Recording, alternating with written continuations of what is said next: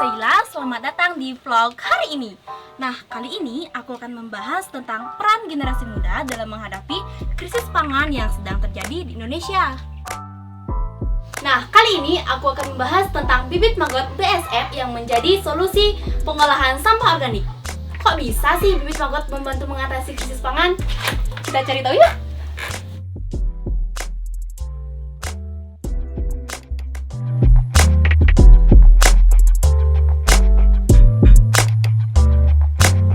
Pertama, mari kita lihat kisah Pak Made Kusuma, seorang peternak maggot dari desa Bangli, Baturiti, Tabanan.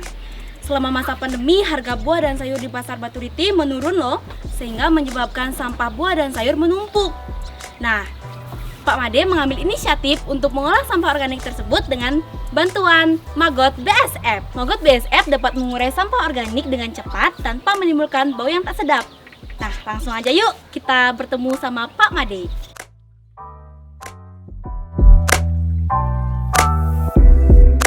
Halo Pak, apa kabar nih Pak? Baik, Lagi ngapain Pak?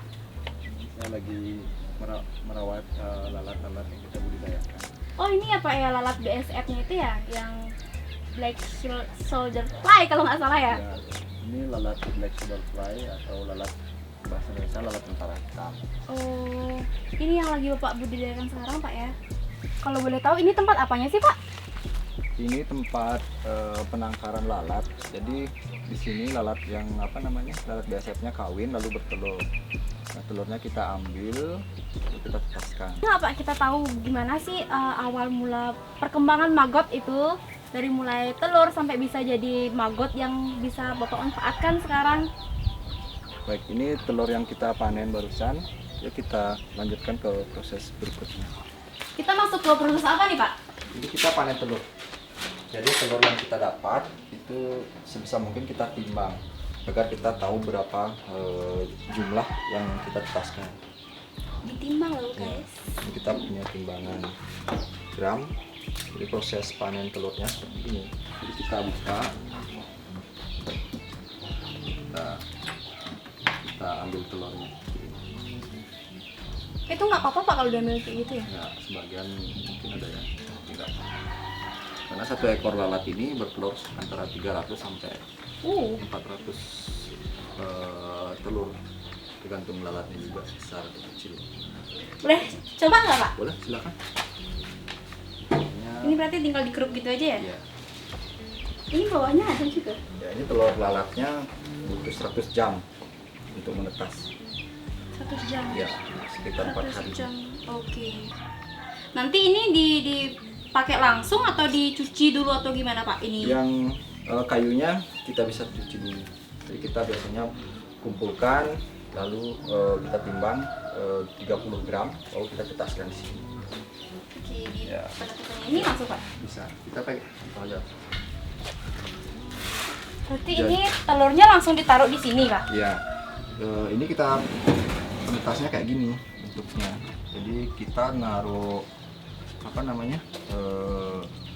telurnya Iya. tidak langsung di Dikebiurin di sini berarti ya? media awal mereka. Oke. Ini makanan dari sampah-sampah dicampur dengan sedikit dedak dan beberapa makanan. Kita halus kita aduk-aduk pakai mesin. Nanti cara naruhnya seperti ini. Tinggal ditaruh itu ya? Ya, kita naruhnya seperti ini. Nanti sekitar 3 hari mereka akan menetas menjadi larva-larva kecil yang memanjat. Mereka jatuh-jatuh ke makanan. Ya. Boleh nggak Pak kalau kita lihat ke pembesaran yang terakhir, lihat si magotnya Boleh, itu? ayo sama-sama. Ini maggot yang sudah siap panen atau gimana Pak? Atau ada tahap lagi? Ini sebenarnya sudah bisa dipanen, mulai dipanen. Jadi ukurannya sudah membesar. Jadi berbeda kan tadi tempatnya Iya. kecil, tiba-tiba gede banget. Nah, karena mereka memang Iya, banyak banget ya.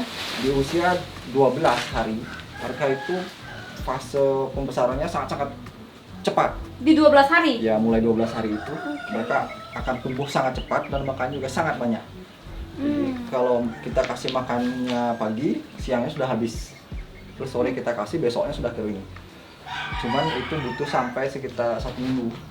Jadi sudah bisa kita mulai panen. Nanti kalau mereka sudah dewasa, terus sudah siap untuk ke fase berikutnya, mereka akan berhenti makan. Jadi ada fase grafisnya seperti itu. Begitu mereka sekitar 21 hari, mereka akan berhenti makan dan beberapa akan mulai menjadi larva yang berwarna hitam. Ya nanti ini sudah fase prepupa atau mereka tidak makan lagi, mereka akan berdiam diri atau berpupa. Itu butuh waktu sekitar 14 hari. Nanti ini kita akan bawa ke tempat penangkaran tadi. Oke. Ya, jadi mereka akan tidak menetas di sini, mereka akan menetas di sana. Lalu kawin dan kita dapatkan telurnya. Ya segitu aja terus putaran siklus mereka. Media yang dia nggak suka diganggu. Diganggu mereka akan turun. Jadi ketika mereka turun, media yang di atas ini kita sisihkan. Jadi kita bisa ambil yang bersih. Oh ini masih ada ya Pak sisa makanan-makanan kayak ini campur bekas-bekas buah gitu ya. Boleh nggak Pak kalau coba buat manennya? Boleh. Berarti ini dikeruk dulu Pak ya? Ya, disisihkan. Terus kita bawa ke sini.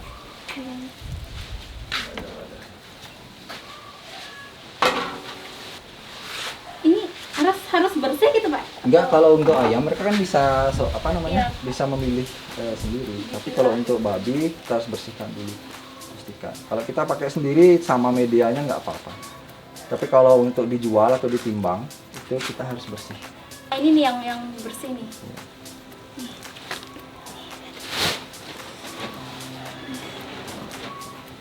Ini mereka masih makan. Masih. Mereka akan terus lanjut makan. Kuat Apalagi sekali seperti mereka saya. banyak bervariasi. Kalau dari telur yang sama panen harinya, mereka akan ukurannya serempak. Tapi kalau kita campur, kita biarkan, nanti akan ada adik-adik abotnya. Panen telurnya itu setiap hari atau gimana sih? Bisa setiap hari. Oh bisa setiap hari? Tapi kita kasih catatan ada tanggal-tanggalnya. Makanya kita pilih panen yang memang agak-agak besar. Sisanya mereka akan tambah lagi. Ya, sisa medianya kita ambilin, kita tambah makanan baru lagi. Wow. Ya. Yuk kita lanjut Ini kemana? ke ini. Kita coba kasih makan. Banyak.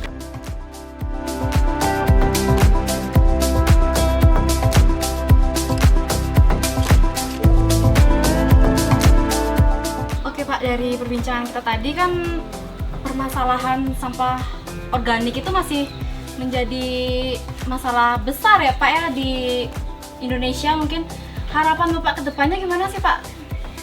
Sebenarnya sampah organik adalah sampah yang bisa dimanfaatkan ya dalam hal untuk lingkungan kita. Salah satunya sebagai pakan ternak. Dan salah satunya juga kita Medivision dan kita juga memberikan sebuah solusi bagi rumah tangga ataupun peternakan yang memiliki ekstra sampah organik.